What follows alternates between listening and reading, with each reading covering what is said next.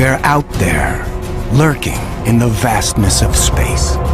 Planets so weird, even science fiction could not foresee them. For the first time ever, scientists are discovering alien worlds beyond our solar system. Places where ice is hot and rain is made of iron.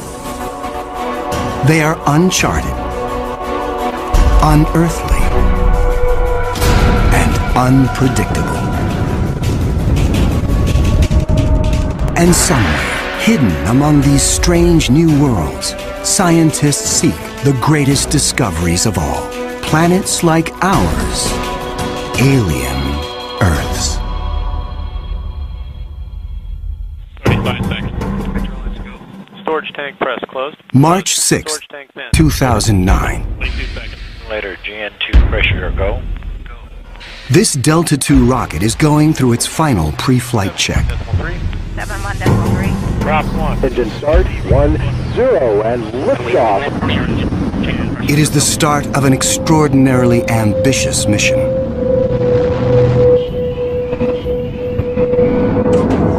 The Kepler Space Observatory is hunting for planets like Earth within a region of 100,000 stars.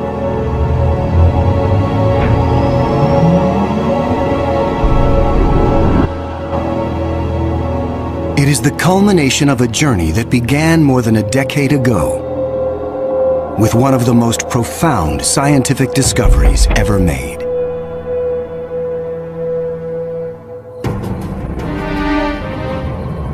(1995). Swiss astronomer Michel Mayor and his team make a routine observation of stars in the constellation Pegasus, located 50 light-years away. But the instruments show something strange. One star is violently lurching and wobbling. What we discovered, it's one of these stars have a velocity changing with time. What is powerful enough to disturb a star the size of our sun? Mayor offers a radical answer: a planet. But no one has ever seen a planet around another sun-like star. Problem in detecting planets around other stars is that as a planet orbits a nearby star, that planet gets lost because of its feeble light in the glare of the very bright star. In spite of the odds, Mayor relies on his data and is convinced the wobbles are caused by the gravitational pull of an orbiting planet. When I read this claim from Michel Mayor, I was very skeptical. There had been many false claims of the first planet ever discovered around another star, and I thought to myself, oh boy, here we go again.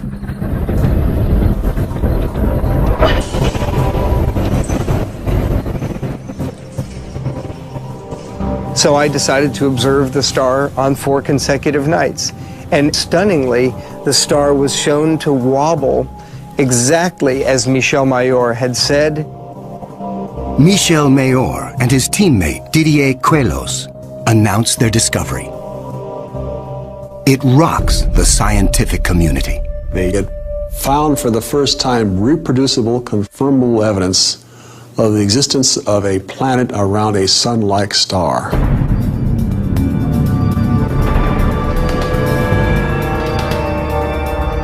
Officially called 51 Pegasi b, the planet is nicknamed Bellerophon in honor of the Greek hero who tamed the winged horse Pegasus. It is a planet that breaks all the rules. Bellerophon roasts in the blazing starlight at temperatures of roughly 1,800 degrees Fahrenheit.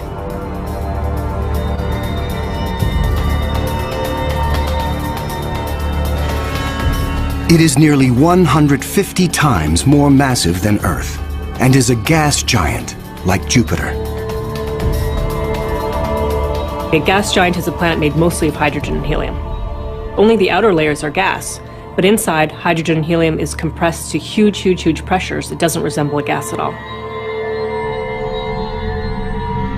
Unlike anything found in our solar system, this is an entirely new class of planet, what scientists call a hot Jupiter. If you go to Hawaii and see the lava flow there, that's how hot a hot Jupiter is. It's very, very hot. The Earth is a comfortable 93 million miles away from the Sun. These hot Jupiters are roughly 100 times closer, and so the amount of sunlight that they get is 10,000 times larger. If this represents a star, and this a hot Jupiter is 3 to 4 stellar diameters away from the star. So that would be 1, 2, 3. This is how close a hot Jupiter would be to its star. Hot Jupiters are tidally locked. They present the same face to the star at all times, just like the moon does to Earth. It's going to be permanent daylight on one side and permanent nighttime on the back. If I were stuck on a hot Jupiter, I'd want to be on the back side and hope that some of the heat from the front side facing the star would make its way around the back.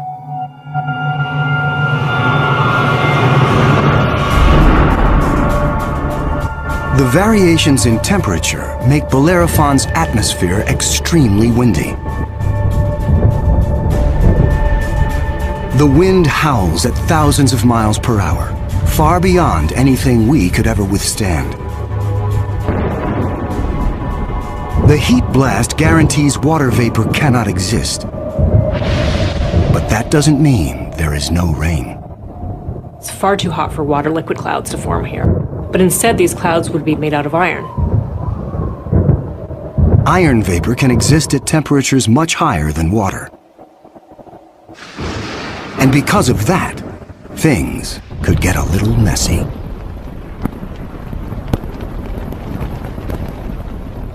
You better have an umbrella that's pretty sturdy, because the iron is going to start coating your umbrella very rapidly and making it extremely heavy and just crush that umbrella.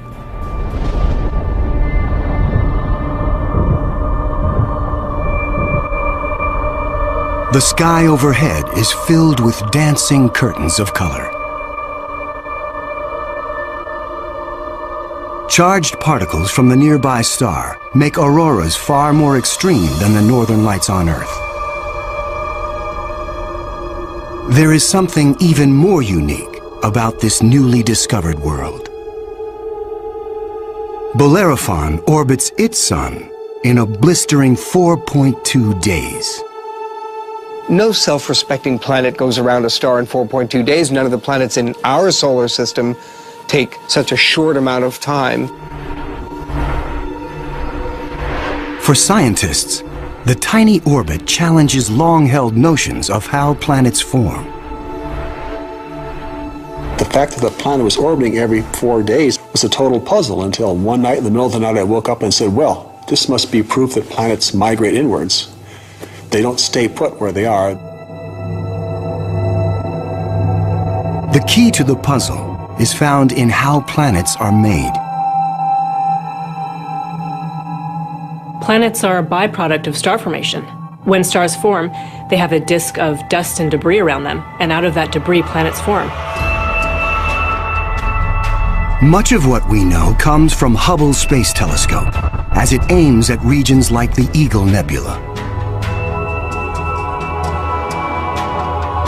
This interstellar cloud is studded with collapsing disks of dust and gas. A giant clump grows in the center of each disk. Temperatures reach a searing 18 million degrees.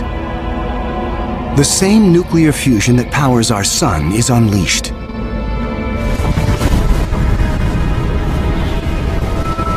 The star is born. Radiation from the star generates a stellar wind that sweeps away leftover dust and debris. Some of the dust survives and remains in orbit around the newborn star. Over millions of years, the dust sticks together, forming knots that grow into asteroids, and the asteroids grow into planets.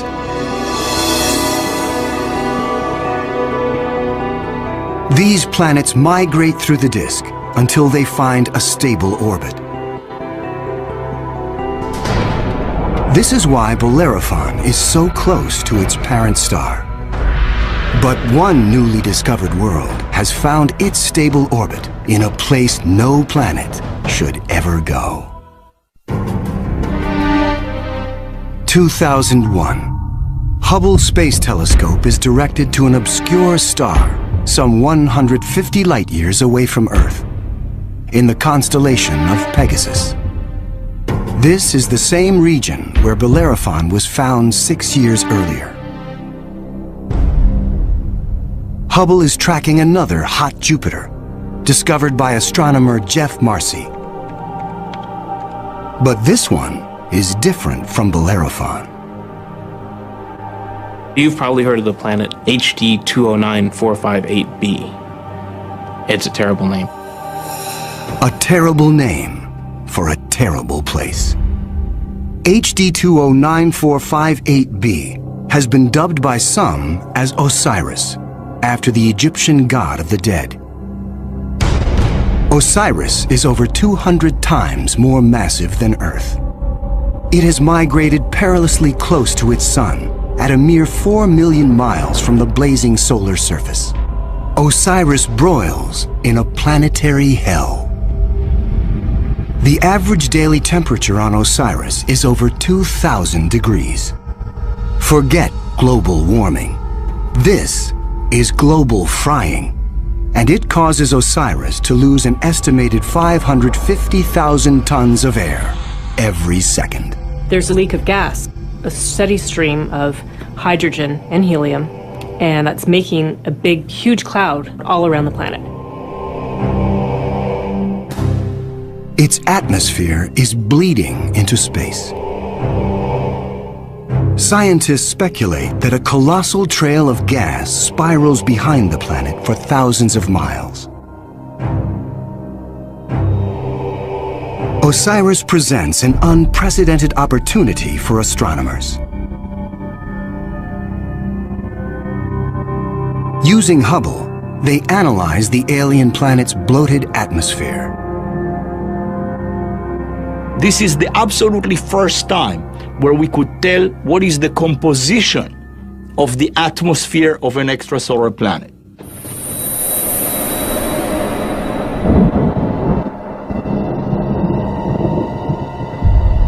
Surprisingly, Hubble detects many of the basic chemicals needed for life.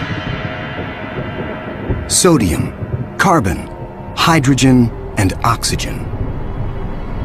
But Osiris is far too hot for life as we know it. There may be other forms of life, however, that thrive on higher temperatures. But there's no solid surface as we know it on a hot Jupiter. So this life would have to be just tiny little microbes floating around on aerosols. And on our own Earth, we have life that floats around in our atmosphere. But that life didn't start there. So life almost certainly would not exist on hot Jupiters. Astronomers have discovered many hot Jupiters since Bellerophon was found in 1995. But conditions on these worlds rule them out as places where the drama of life can unfold.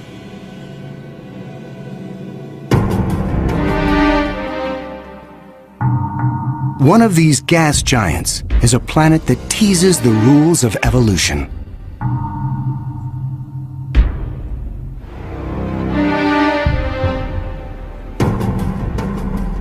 Astronomer Jeff Marcy discovers something shocking about a planet orbiting a star called 16 Cygnus b, located some 70 light-years away in the constellation of Cygnus, the Swan. The planet was clearly in an elongated orbit, bringing the planet close to and then far from the host star. And this, of course, defied our expectations based on our own solar system, where all of the planets go around our sun in nearly circular orbits like phonograph grooves in a record. Like a giant yo-yo in space, the gas giant swings back and forth across its solar system. That is like the Earth swooping 25 million miles closer to the Sun, then slinging past Mars, all the way out towards Jupiter every year.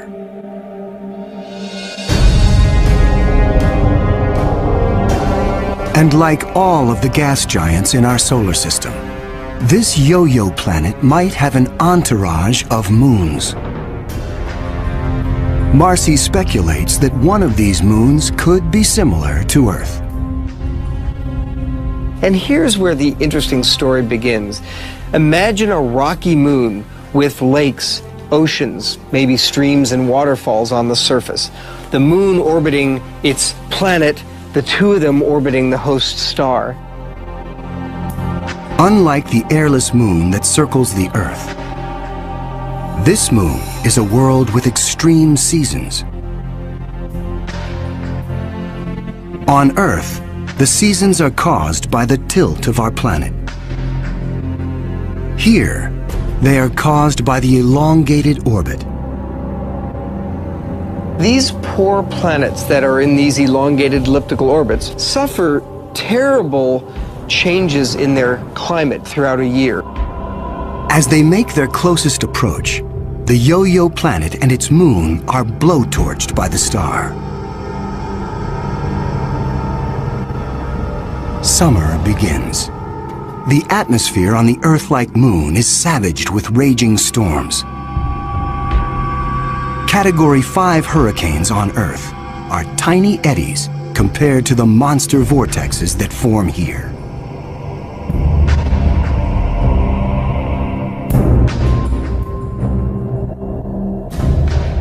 The clouds thicken as the water evaporates. Temperatures rise dramatically. Any water or gases would heat up, and indeed the oceans would boil into steam, so you'd end up with a big steam bath.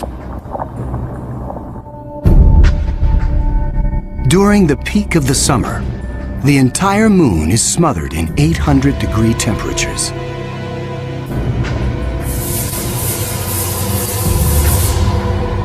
This is the closest approach to the star. During its 26-month orbit, the summer season is barely 2 months long. But what a season! The planet and its moon swing away from the furnace of the star. Temperatures fall to ranges we would find temperate and comfortable.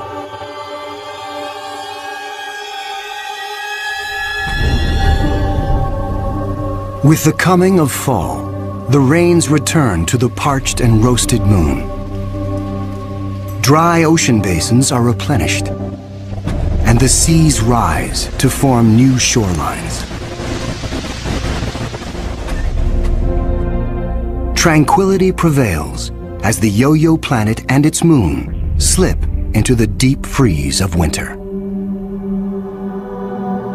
Now, over 200 million miles from the star, the daytime sky is dark. Temperatures hover around 260 degrees below. Winters are long, lasting 17 months. With the coming of spring, the sun looms large in the skies over this hapless moon as the ice cracks and melts violently. Huge icebergs calve into a stormy and fast-rising ocean.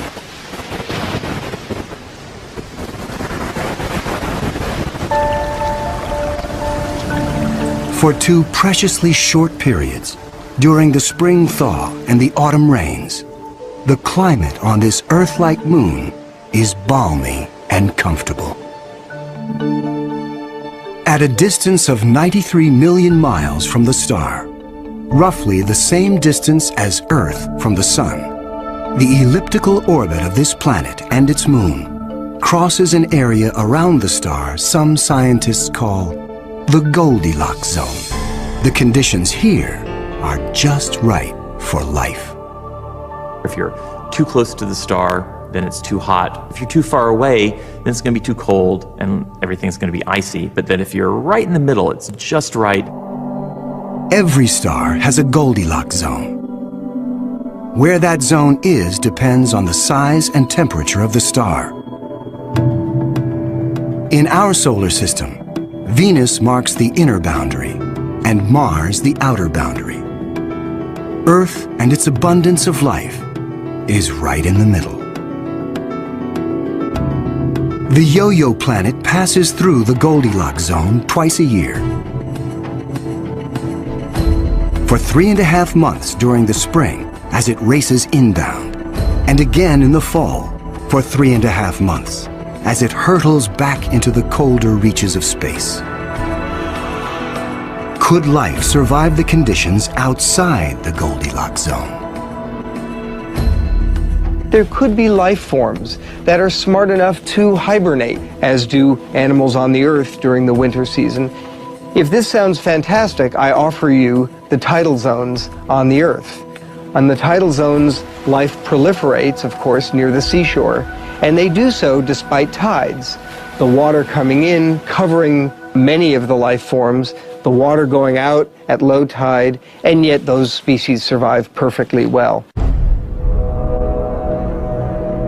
The strange cycle of the Yo-Yo planet's orbit creates fleeting conditions suitable for life, but also for death. Some alien planets are even more bizarre. Imagine a world that has no star to orbit. Scientists speculate that our galaxy is teeming with rogue planets, adrift in the murky lanes of interstellar space. These are orphaned worlds, planets that are booted from their solar systems by the chaos of planetary migration. Astronomers call such worlds planemos. Planemos are planets without a star. They're just drifting through the galaxy indefinitely. What massive force would it take to kick a planet out of the solar system? When a young star forms with a contingent of planets around it, many of those planets gravitationally interact with each other. They yank on each other, slingshot each other, so that one of them is ejected from the planetary system, voted off the island, if you will. If you were, unfortunately, a resident on a planet that was kicked out by a collision or a near collision with another large object, you'd probably rapidly move out of the habitable zone.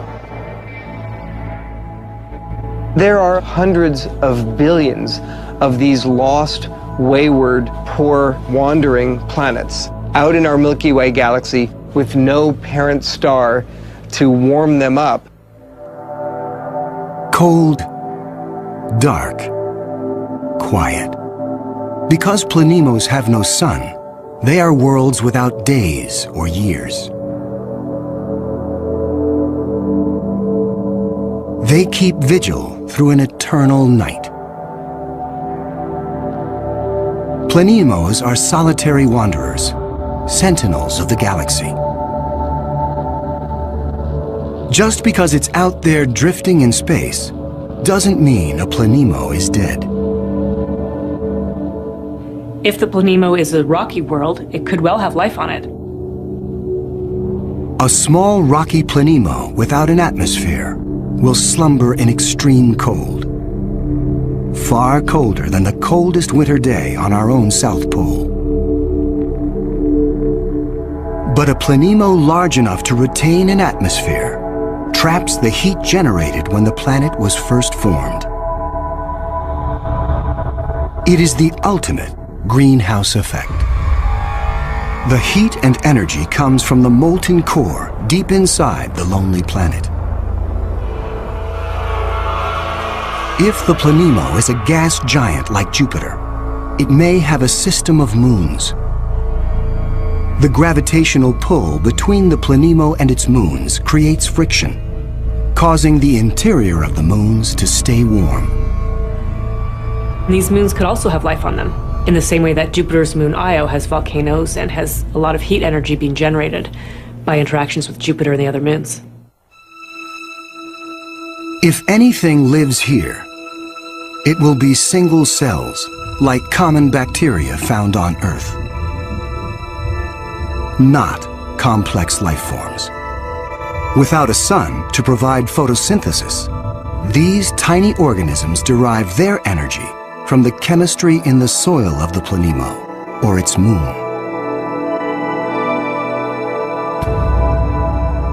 On Earth, there are similar conditions. Colonies of bacteria are found deep within mine shafts in South Africa. They have no access to oxygen nor light and survive entirely on the chemicals they make from the surrounding dirt.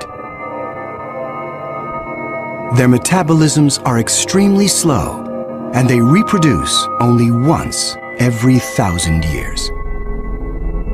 If life dwells on a sunless planemo, it could be organisms like them, marooned when their planet was young. While planemos slumber undisturbed, there are worse places to be in the universe.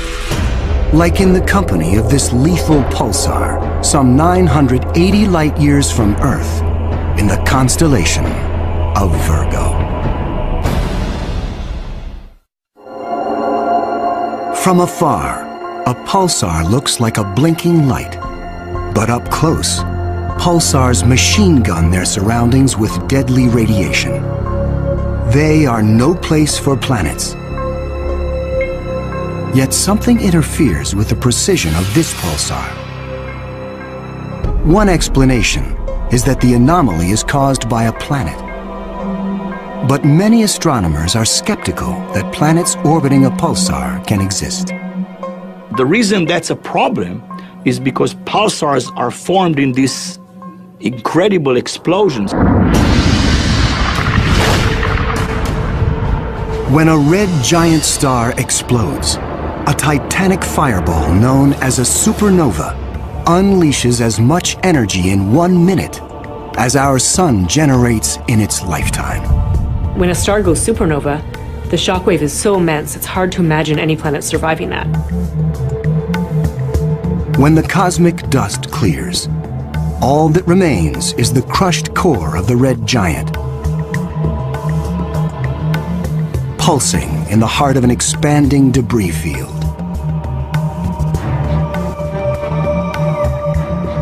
Matter blasted from the colossal explosion falls back to the pulsar and forms a disk. Within this chaos, a new world arises, born of fire and destruction, a planetary zombie raised from the carcass of the former red giant star. It's amazing that planets could form in that environment. A planet orbiting a pulsar will give you the feeling of being in a disco bar with a very strong strobe light, which is the pulsar. Radiation from this stellar beast breaks down the organic molecules needed for life. The pulsar has these very strong magnetic fields that are being spun around as the star is rotating quickly, and it's picking up any material, electrons, protons, and speeding them up and slinging them out at high speed. So it's like a solar wind with a vengeance. I can't imagine that there would be much of an opportunity for even simple life, microbial life, to emerge and to flourish on a planet around a pulsar. Largely because if you were in the pulse, you'd be severely energized, and if you were not in the pulse, you would be completely devoid of energy. The discovery of pulsar planets shows how new worlds can form in the wake of a star's destruction. No matter where a planet arises, the process of its birth is fraught with danger. Sometimes, the violence is so great, the end of the world comes before the beginning. 2007, Astronomers using the giant Gemini North telescope make a strange discovery in the Pleiades cluster some 400 light-years from Earth. A star known only by its catalog number, HD 23514, is surrounded by a giant donut-shaped cloud of dust and gas. The star in the middle of the donut shape is about 100 million years old. A cosmic toddler in astronomical terms. Our Sun is 45 times older. The conditions are perfect for planets to form. But spectral analysis finds something strange. The dust is utterly pulverized. Typically, a newborn star is surrounded by fledgling planets. Planets form around the young star in a protoplanetary disk of gas and dust. And then these planets go on their merry way orbiting the star, not realizing that they're in an orbit that's too close to another planet. Millions of years ago, two primordial planets orbiting HD 23514 are spinning toward doom. As the two worlds close in, tidal forces torque each planet from spheres to egg shapes.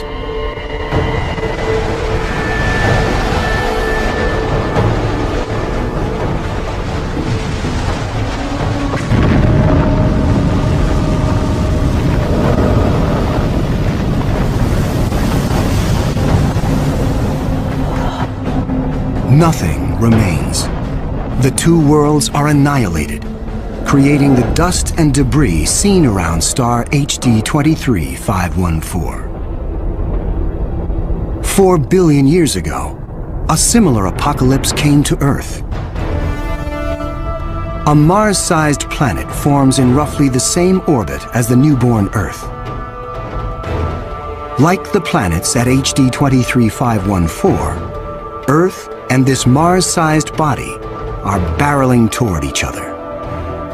If you happen to be unlucky enough to be standing on a growing planet when it was in the process of still becoming the Earth, you might wake up one morning and notice that the sky was getting darker and darker as a Mars-sized body was coming at you within a period of less than an hour.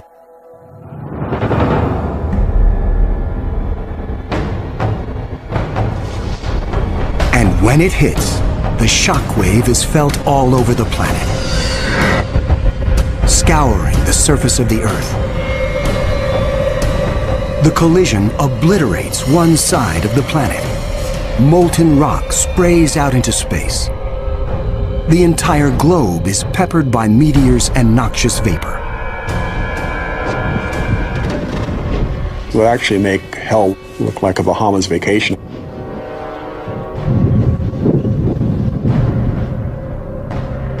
The debris field from the collision coalesces and forms our moon. It is a new beginning for our planet.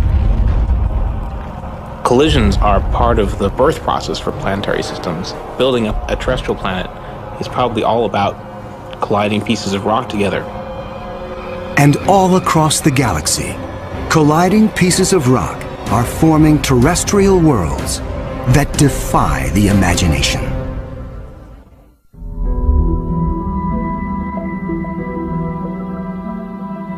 There is a new planet out there, a planet we were not aware of existing before.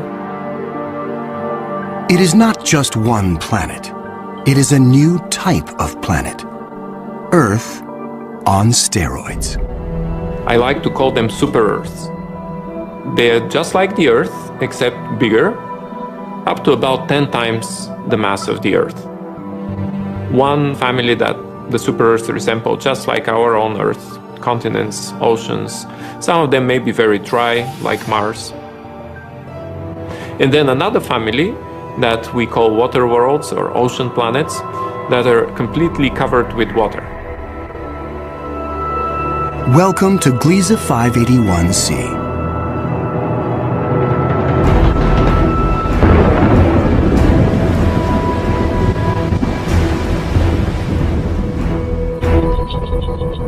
This planet was found by Michel Mayor, and it orbits with 2 other planets around a very small star.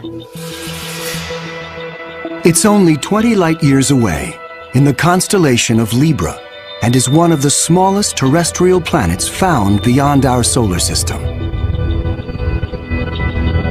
That doesn't mean Gliese 581c is small. It's still a super-Earth with 5 times the mass of our home planet. But it's the possibility of liquid water that excites scientists.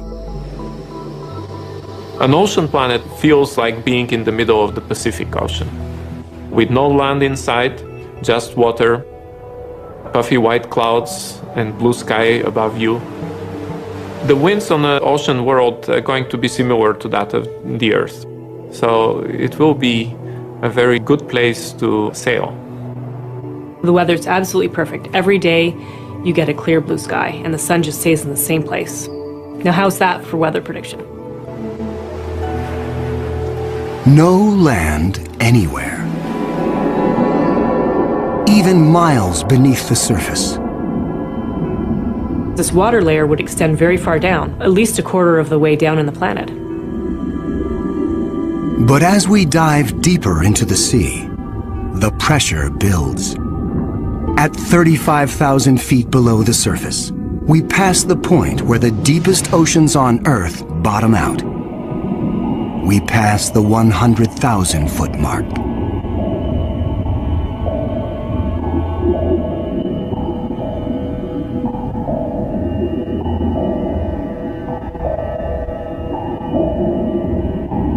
The pressure is so great, water itself begins to take on surprising new forms.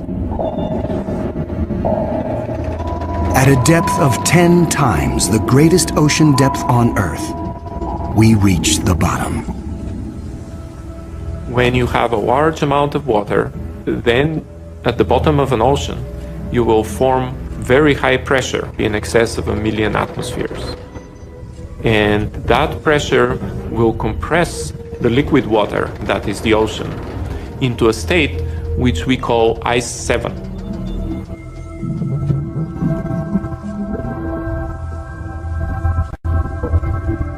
No, it's not like ice in your refrigerator.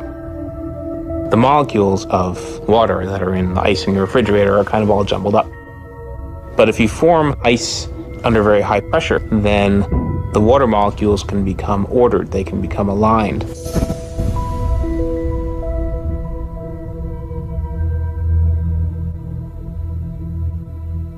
I can show you a crystal that is a very good analog to ice 7. This is halite, also known commonly as rock salt. Ice 7 may exist within our own solar system.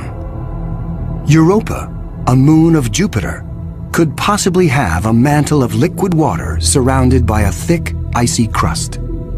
The pressure from the crust is so great that Ice 7 might exist deep within these uncharted seas.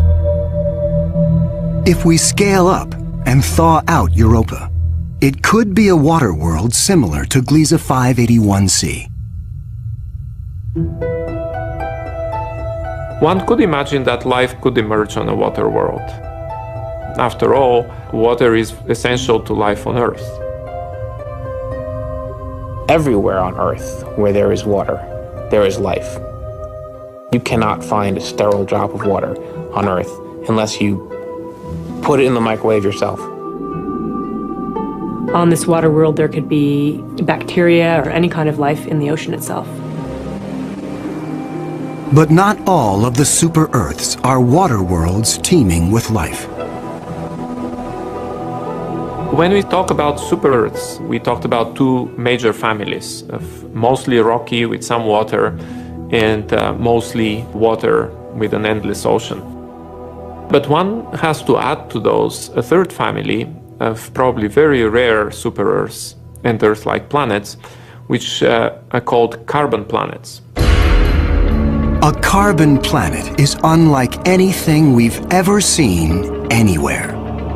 A place with an alien chemistry, but loaded with very earthly treasures. Throughout our galaxy, there are planets barren and poor and inhospitable. But science is on the trail of a new type of planet, an entire world of treasure. In our own solar system, in our sun and in all the stars nearby, there's always more oxygen than carbon. But if we think of a place in the universe where there's more carbon than oxygen, then planet formation is very different. Spectral analysis shows carbon to be far more plentiful, 26,000 light-years away near the center of our galaxy. Planets that form here may contain a rich abundance of carbon. The morning sky on a carbon world would be anything but crystal clear and blue. I'm picturing a yellow haze with black clouds of soot. And as you descended farther down in the atmosphere, I could imagine lakes that were made out of compounds like methane or gasoline.